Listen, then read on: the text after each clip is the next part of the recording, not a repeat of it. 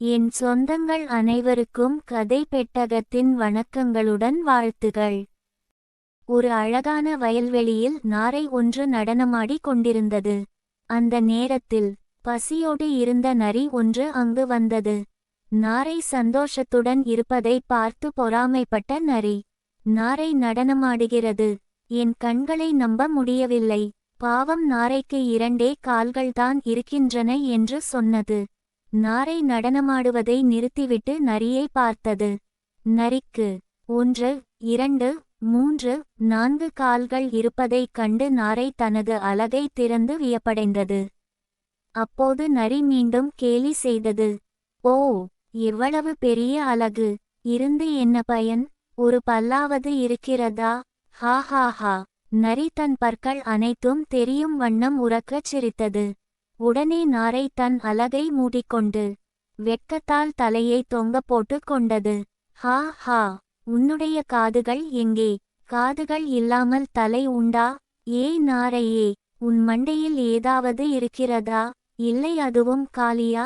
என்று ஏளனம் செய்தது நரி. கடலை கடந்து நான் இந்த இடத்திற்கு வந்திருக்கிறேன். எனவே எனக்கும் கொஞ்சம் அறிவு இருக்கிறது என்று சொல்லிய நாரைக்கு அழுகையே வந்துவிட்டது. அப்பாவி நாரையே, 2 கால்கள், ஒரே ஒரு சிறிய தலை, இவ்வளவுதானே உன்னிடம் இருப்பது?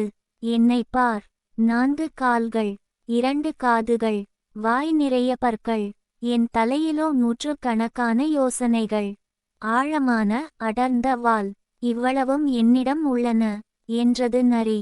நாரை மிகவும் வருத்தப்பட்டது. விரக்தியுடன் ஆகாயத்தை பார்க்க அலகை மேலே தூக்கியது நாரை. அப்பொழுது ஒரு வேடன் வில் அம்புகளுடன் வருவதை பார்த்தது. ஐயோ நரியாரே, உங்களிடம் 4 கால்கள், 2 காதுகள், வாய் நிறைய பற்கள், நூற்றுக்கணக்கான யோசனைகள், ஒரு பெரிய அடர்ந்த வால் இவ்வளவும் இருக்கின்றன. அங்கே பாருங்கள், ஒரு வேடன் வருகிறான். அவனிடமிருந்து நாம் எப்படி தப்பிப்பது என்று கேட்டது நாரை. எனக்கு எத்தனையோ வழிகள் தெரியும், உனக்கு நீயே யோசனை செய் என்று சொல்லிவிட்டு நரி ஒரு ஆழமான பொந்திற்குள் சென்றுவிட்டது.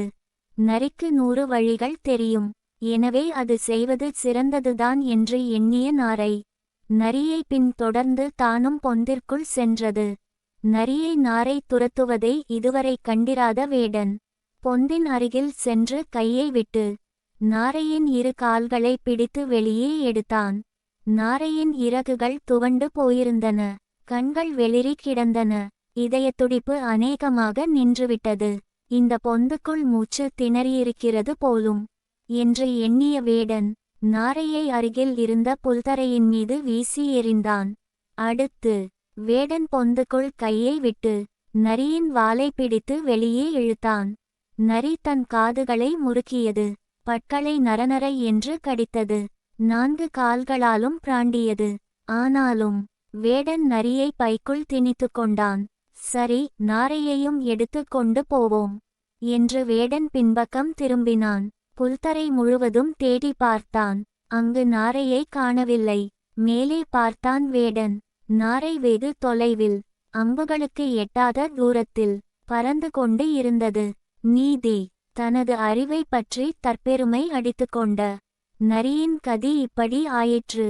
நாரைக்கு சிறிய தலையானாலும் அது சாமர்த்தியமாக தப்பிவிட்டது.